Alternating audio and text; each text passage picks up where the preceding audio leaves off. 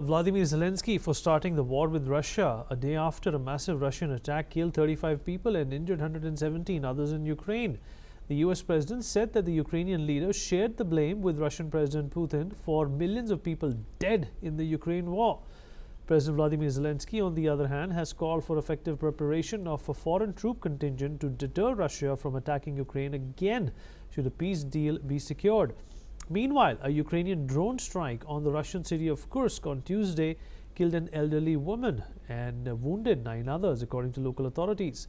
The hit on the regional capital, some 55 miles from the Ukrainian border, comes 2 days after a Russian ballistic missile killed at least 35 people in the Ukrainian city of Sumy. Moreover, Ukraine's Air Force has said that a new Russian missile and guided bombs targeted the city of Sumy after the previous strike. Aerial attacks have escalated despite calls by US President Donald Trump for a ceasefire to halt 3 years of fighting. On Monday, United States Special Envoy Steve Witkoff said that the Russian President Putin is open to a permanent peace deal with Ukraine.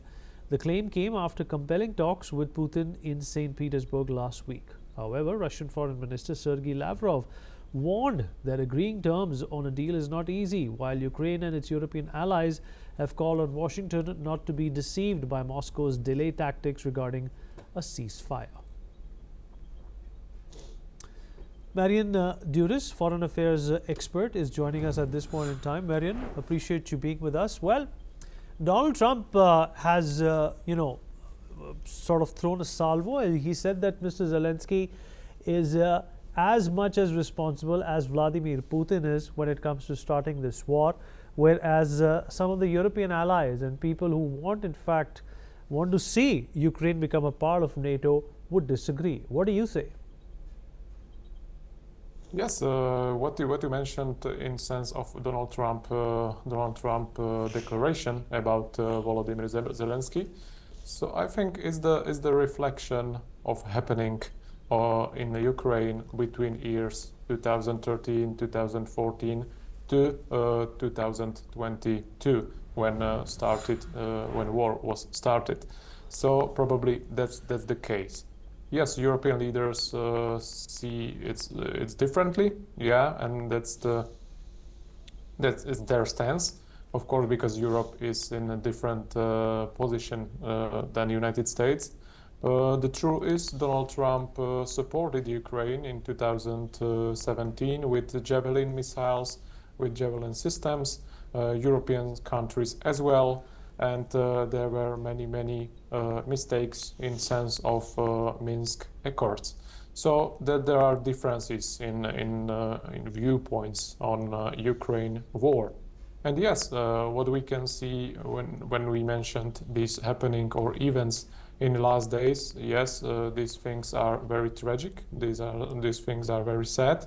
But yes, when we see European media space or Western media space, as if we can say so they use these kind of events for their own purposes, and right. It's connected with Marian, do you also agree that despite Donald Trump's alacrity and his eagerness to put a halt to this war, the signals, or rather the overtures from Moscow, have been lackluster?